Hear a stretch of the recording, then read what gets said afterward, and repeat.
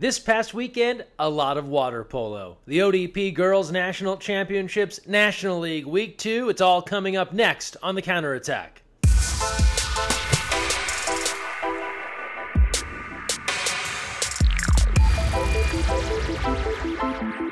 Hi everyone, Greg Mescall here. Thanks for joining us on The Counterattack. We kick things off with this past weekend in the ODP Girls National Championships up to Tri-Valley, California. We start off first. Cadet third place game, Coastal Red, Pacific Red. Early on, Bianca Becerra of Coastal strikes first on the dish from Stevie Lynn Griffin. Coastal in front 1-0.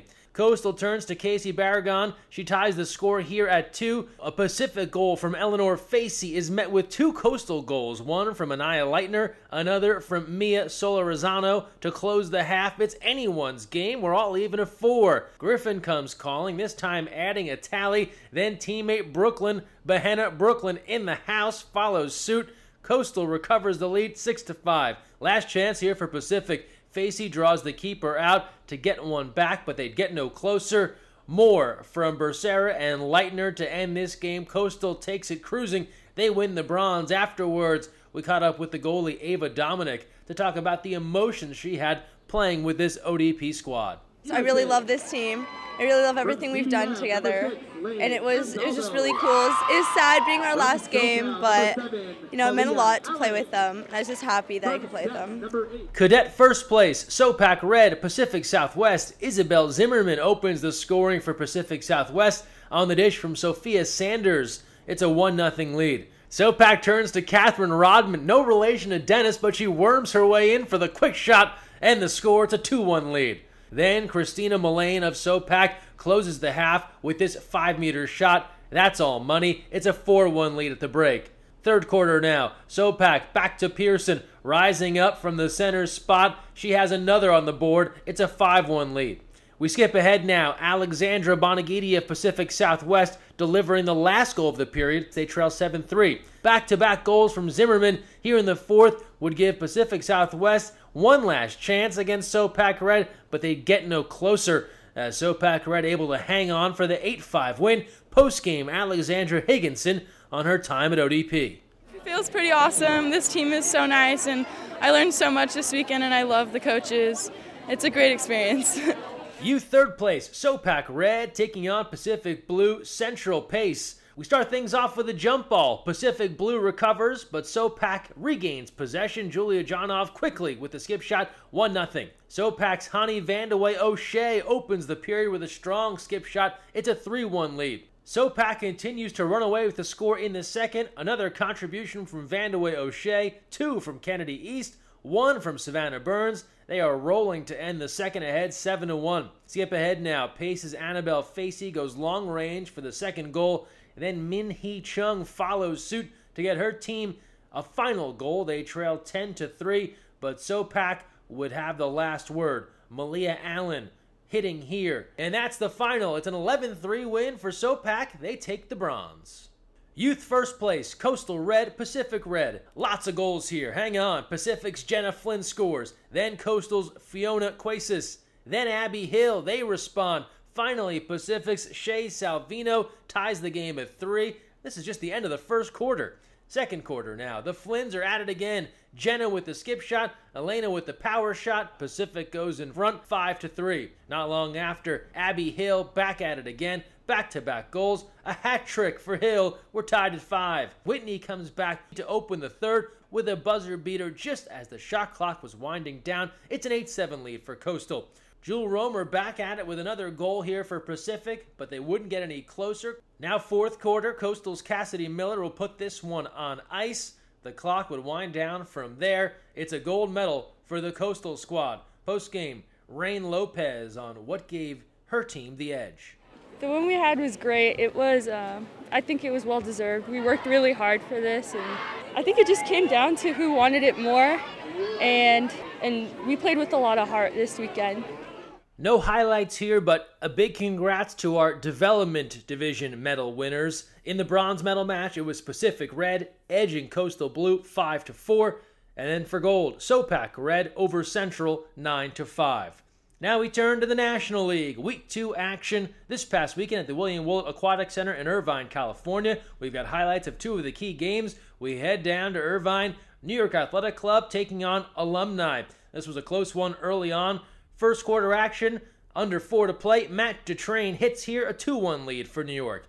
Now we go second quarter. Andrew Rigo coming back for Alumni. He'll tie the game at 2. And then with 1:07 to play in the quarter, Greg Enlow hitting for Alumni, and they go in front 3-2. Third quarter, New York turns to the UCLA Bruin grad, Ryder Roberts, hitting here with 6:21 to play, 3-3 game. And then moments later, the lefty back at it, a 4-3 lead for New York. Fourth quarter now. Roberts comes back with a 7-5 lead for New York, and then not long after, the USC Trojan Lachlan Edwards buries this shot 8-5. New York holds off Alumni. They win by 3. Afterwards, New York's Alex Rolsa on the win. I think our team has a lot of potential. We have a lot of guys that play at a high level, either out of the country or within the United States and different colleges, and I think we could play really well if we start to mesh a little bit better than we did today. But we've shown some pretty good streaks of water polo in this past weekend, and I hope there's a lot more to come. Olympic Club taking on the Los Angeles Athletic Club. First quarter action, O Club up 1-0. Colin Mulcahy makes it 2-0. Late first quarter, LA draws the penalty. Mark Vonderveit converts. It's a 2-1 game. Second quarter now. LA trying to keep pace. Clayton Snyder able to hit, making it a 3-2 game. But Paul Reynolds comes back with just 31 seconds left in the half to make it 4-2. And that wouldn't be the last goal. 1 second left. Thomas Carroll hitting here to make it 5-2 Olympic Club. Third quarter, Paul Reynolds had himself a day, his second straight here in the quarter to make it 7-3. Olympic Club now in control. Fourth quarter, early moments, Reynolds adds another one of his 6 goals on the day. It's a 10-3 lead for the Olympic Club. Less than 4 minutes to play. Jack Grover puts the capper on this one for O Club. 11-4. They would take it 11-5. Olympic Club in first place, headed into the National League Championship. Post-game, Jack Grover joined us. It's coming together really well, I think. We started out, not a lot of us had played together, but these guys practice twice a week at least together, and then Paul Reynolds and I are the only ones from down south, but we've still got some good trainings in. So everything's starting to kind of mesh, so it feels good. So that sets the stage for our National League Championship coming up April 21st and the 22nd at the University of California in Berkeley. If you can't be there, make sure you follow along online, live streaming at facebook.com/USAWP and youtube.com/USAWP. Also, as always, live stats via the Fosh.net. We'll have full rosters for the weekend coming up at usawaterpolo.org. And now national team news. Team USA's Maggie Steffens is a semifinalist for the AAU Sullivan Award. Voting is open now. Visit the link on your screen. You can vote from now through March 20th. Cast your vote for Maggie. And speaking of Team USA, both the USA men and women are competing in the FINA Intercontinental Tournament in April in New Zealand. Before that, they'll be in Australia. And each team, the men and the women, will take on Australia twice in exhibition matches. Live streaming available of these games at the end of the month. Make sure you tune in and cheer on Team USA. And now we turn to college water polo. And after Cal's thrilling victory over Stanford last week, they welcomed UCLA, looking to beat the Bruins for the first time in 7 years. Highlights here via Water Polo Nation. 22 seconds left in the first. Here's a 6-on-5 situation for the Bruins. Lexi Leibowitz takes the ball and fires a strong left-handed shot. We're all tied up at 1. 44 seconds left in the half. Kindred Paul passes the ball over to Casey Abelos. Abelos just beats the keeper with this shot. 3:42 left in the third. Carla Correga launches this monster skip shot. It goes bar down and in, and Cal takes the 4-3 lead. The final opportunity for the Bruins. Maxson goes for the top of the cage, but overshoots it, and that would do it. The Cal Bears take this one 5-3 in their first victory over the UCLA Bruins in 7 years. That leads us into our Cap 7 college scoreboard. Bruins would bounce back at the win over Pacific 12-8. Indiana edging Fresno State 7-4, Bucknell over Sonoma State, and Hartwick 1 goal better than Princeton 13-12. Speaking of Hartwick, the petition to keep this program alive getting very close to 10,000 signatures. Add your name at change.org. We would love to see this program continue on after the 2018 season. On to the USA Water Polo National Collegiate Rankings powered by the Freeman Rating System. Stanford didn't play this past weekend. They stay at number 1. USC at 2. Cal at 3. The Bruins there 4. From there, Hawaii, ASU, Pacific, UC Irvine, Michigan, and UC Davis. Water polo on TV this Sunday. The Bruins play host to the San Jose State Spartans, 3:30 p.m. Eastern, 12:30 p.m. Pacific, live on Pac-12 Network, Los Angeles. Sad news from the Illinois water polo community. A fixture there, Bill Dolahide, longtime player with the Chicago Apostles, and a referee, has passed away. News here via ABC7 Chicago. You can support the Dolahide family. Visit their fundraiser at GoFundMe.com. And now we close things out with our social media send-off. The best of water polo on the internet. Stay involved. Use the hashtag counterattack. Tag us at USAWP.